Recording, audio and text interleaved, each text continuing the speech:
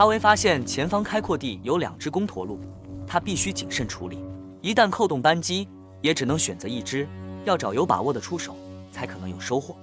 他感觉这个距离可能无法有效击中，更精确一点是无法打出完美一击，让驼鹿一枪毙命。没有把握时，宁可放弃开枪，还能继续追击，等待下次机会。这里是上风处，公驼鹿可能已经知道四周有人虎视眈眈，所以不可能朝向这里过来，因为他们都已开始撤退，躲在树的后方。在过去的历史中，曾经有许多人经历了大缺粮时代，虽然有部分人挂了，但大多数都存活了下来，因为他们找到属于自己的生存之道。查维也在寻找一头公驼鹿，只要一头就能满足一家大小整年的肉类供给。虽然好几次都确实见到公驼鹿的身影，但苦无开枪机会，只能等待下一个时机。前面又有一只母鹿正在悠闲散步，而且距离与位置都很不错。虽然不能打它，但母鹿是很有吸引力的，随时都可能有公驼鹿现身。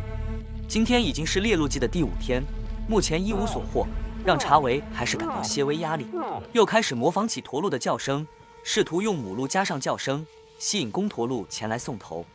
就在这里先观察一下，他猜测只是时间问题。突然间，果然有不同的动静出现，那声音一阵一阵的，看来招式奏效，应该是有公驼鹿过来了，拭目以待，然后顺道继续拱火。查维又开始模仿驼鹿叫声，希望公驼鹿赶紧现身。只要公驼鹿出现，应该就是决战时刻，继续下猛药，再次模仿驼鹿鸣叫声。他想起去年这时候与桑塔不停模仿驼鹿叫声后，树林中果然窜出公驼鹿。公驼鹿也不是笨蛋，会不停走出来查看，又钻回树林中。因为他没有看见对手，却不断听见挑衅的鸣叫，所以来来回回跑进跑出，一下从灌木丛左侧，一下从右侧。他也在探听虚实，但现在还是没有看见刚才有大动作的那只公驼鹿。他可能发现状况不对，而有所警觉，不敢现身。既然没有出现，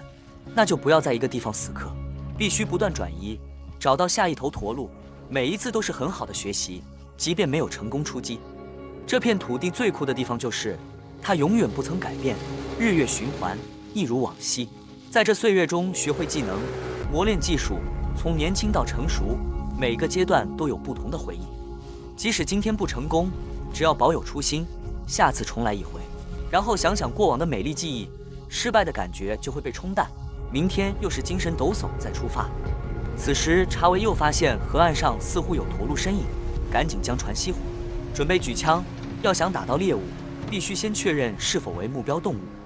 船所在位置与猎物间距离合适。查维二话不说，举枪瞄准射击，砰的一声枪响后，随即再补上第2枪，有动物倒下，成功完成任务。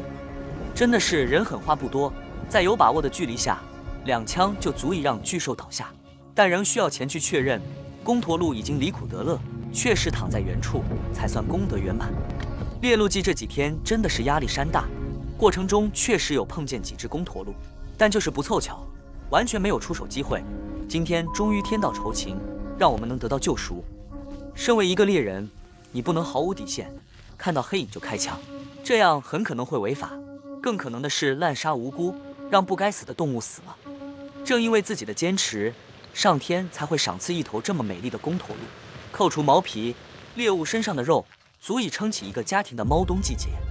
狩猎成功，该干正事的时候到了。幸好这头公驼鹿阵亡的地方离船不远，搬运起来会轻松一点。查维表示，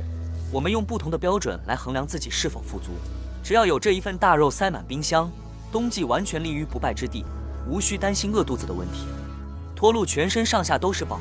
毛皮可以让桑塔缝制衣服，从鹿头到内脏也都各有用途，它是重要资源，供给我们吃饱穿暖，对它我们总是心存感激。